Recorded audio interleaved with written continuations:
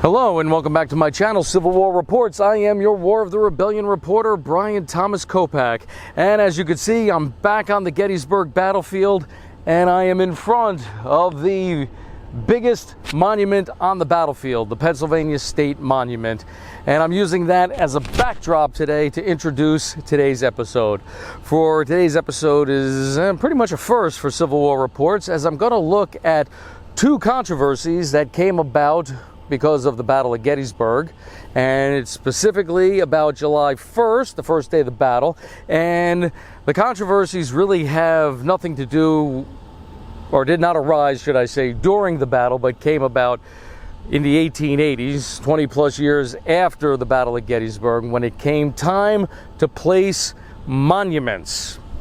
And what inspired this episode is, well, every time I drive into Gettysburg, I got to pass by one particular monument, which I'm going to talk about today, that, according to what I read in Harry Pfanz's book, Gettysburg the First, which, by the way, is the main source I'm using for today's episode, this monument that I have to pass every time I come into Gettysburg was very controversial. So, without any further ado, let's take a look at two controversies, both of them having to do with monuments based on events that happened here at Gettysburg, July 1st, 1863. As mentioned in episode 29, the Whistler House here was the location of the first shot fired during the Battle of Gettysburg, located along modern Route 30 and at the corner of Knoxland Road. This lone stone marker stands in remembrance of the first shot fired at the Battle of Gettysburg. Or was it? I'm standing on the porch now of the Whistler House. At the time, it was owned by a 31-year-old man, and his family lived here. And in the background is the marker for the first shot fired at Gettysburg. As I mentioned in previous episodes, that honor is given to Lieutenant Marcellus Jones. Story goes that he borrowed a carbine from Sergeant Schaefer. There was a fence where the trees are now in that general area. Jones rested the carbine on the fence railing and fired the first shot. Now, at the time, there was no controversy over this. However, when it came time to erect that little monument right there in 1886, that's when the controversy flared up. And while there could have been others that did claim that they fired the first shot, there were soldiers in Fairfield. Now, according to this monument, that shot was fired at 7:30 in the morning. But the most tenacious claim of who fired the first shot was also a cavalryman, but not a member of the 8th Illinois. It was actually a cavalryman from the 9th New York Cavalry, and we'll go to that spot and talk about his story there. If Lieutenant Marcellus Jones did not fire the first shot, well, then who did? Well, according to Captain Wilbur Bentley and Captain Newell Cheney, both of the 9th New York Cavalry, they claim that the honor should have gone to Corporal Alpheus Hodges. And why did they make that claim? Well, I'm standing along modern-day Route 30. I'm in front of Willoughby Run, or the bridge that goes over, I should say, Willoughby Run.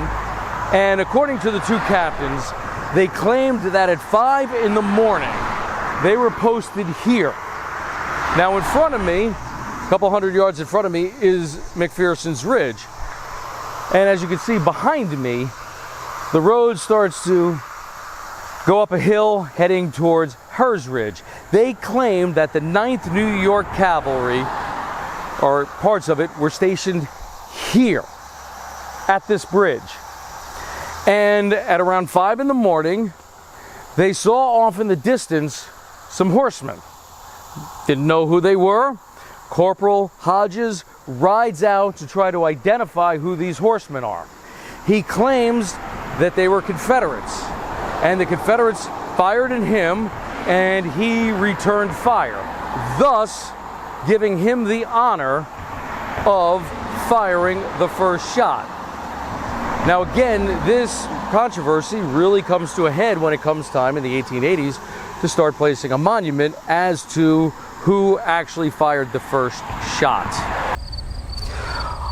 Okay, so let's examine Hodges' claim. All right, they claim they were at that bridge over Willoughby Run, and they saw some horsemen off into a distance, and Hodges rode out to investigate, determined they were Confederates. They shot at him, he shot back. Okay, for 5 o'clock in the morning, 2.5 hours before Jones is credited with firing the first shot. But here's the problem. Who were these Confederate horsemen? General Heath, whose division was marching from Cashtown towards Gettysburg, makes absolutely no mention of sending mounted men ahead of his division. It's possible that they could have been scouts sent ahead by General Ewell, who was coming down from the north and in the darkness got a little lost, found Willoughby Run, followed the trail along the stream, I guess, and then veered off a little bit to the west, and then we're heading back. That's possible too. However, there is absolutely no documentation that has been unearthed thus far by the year 2023 indicating or stating that any such mounted men did just that. So who knows who they were? Do I doubt that Hodges saw these people? Who knows? Who knows exactly what happened and who they were, because there's no written documentation that has been unearthed thus far to point out who those horsemen were. However, historian James McLean did a very intense study on the first shot and the controversy around it, and he points out several very strong points as to the fact that what happened could not have possibly happened where it did. First of all, these troopers claim that they were at this bridge, which is, as I mentioned earlier, basically between two high ridges, McPherson's Ridge and Harris Ridge. So they were not put in a position where they could see very far. They can only see as far as the hills would allow them. And General Buford probably would not have permitted that to be the case. So McLean, I should say, concludes that these men probably were not where they claimed they were. They probably did encounter some Confederates on horseback, possibly, but not where they claimed they saw them. They also claimed that the 8th Illinois was not positioned where they claimed they were. They weren't there at 5 in the morning, and these troopers could have come in from Heath's division, and that's who we saw and fired on. And again, Heath did not leave any documentation that he sent mounted men ahead of his division. So, based upon the evidence we have, I think it's safe to say that the Monument Committee got it right when they give credit for the first shot to Marcellus Jones of the 8th Illinois. The second controversy for the actions on July 1st, 1863, and this is the monument I was talking about that I pass by every time on my way into town, and it's the monument that sparked the idea for this episode.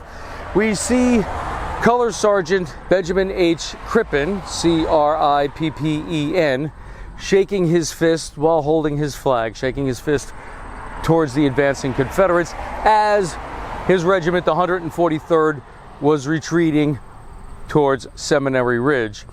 Now, we know of this event having taken place thanks to British observer Colonel Fremantle, who was profiled in the movie Gettysburg, for he witnessed this event. He saw the soldier, the color sergeant, heading towards Seminary Ridge, and on occasion, turning around and shaking his fist in anger towards the advancing Confederates. And when it came time to erect a monument, well, the 143rd wanted to dedicate it to Color Sergeant Crippen, but the controversy arose. Was this really the man that Colonel Fremantle saw? Well, we know this much for sure. Colonel Fremantle did not document what regiment this soldier was from.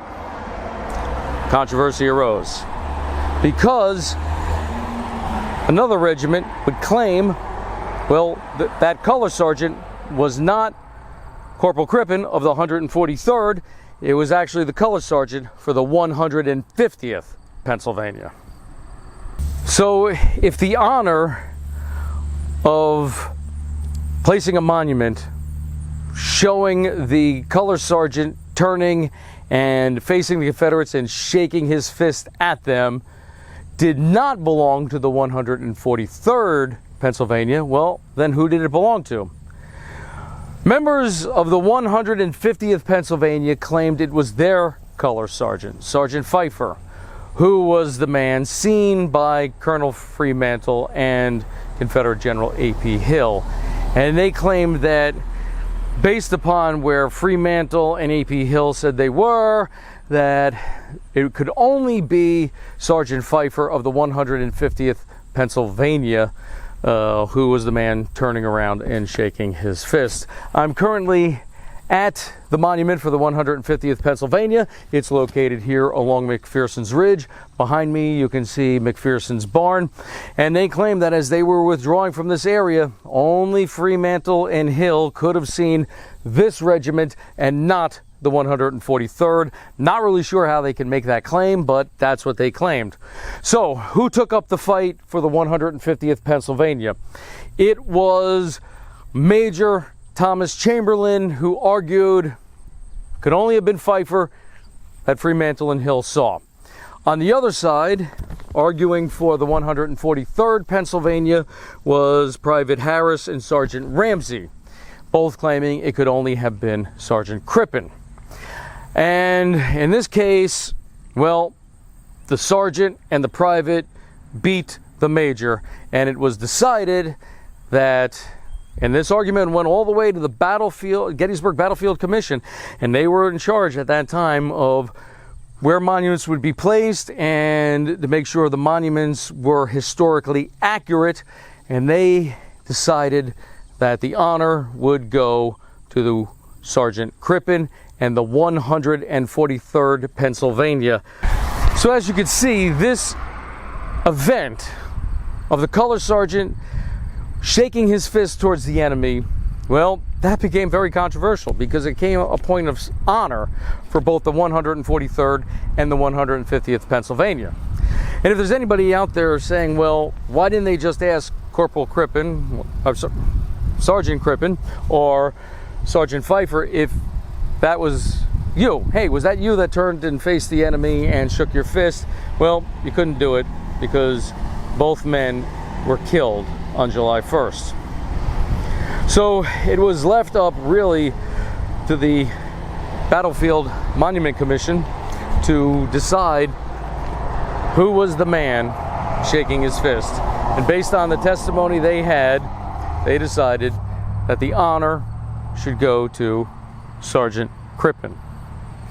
And as a result, Sergeant Crippen is immortalized in stone, and unfortunately, Sergeant Pfeiffer is pretty much relegated to historical obscurity.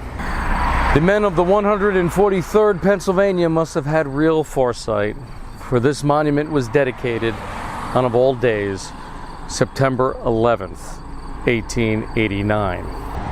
For Civil War Reports, I am your War of the Rebellion reporter, Brian Thomas Kopak. Until next time, thank you for watching. And if you like what you saw today, please hit the subscribe button. Give a thumbs up. Also, notify your friends. Let them know about this channel and ask them to subscribe as well. If you like, you may leave a question or a comment below, and perhaps I will answer your question in a future episode of Civil War Reports. Until next time, please keep the history alive.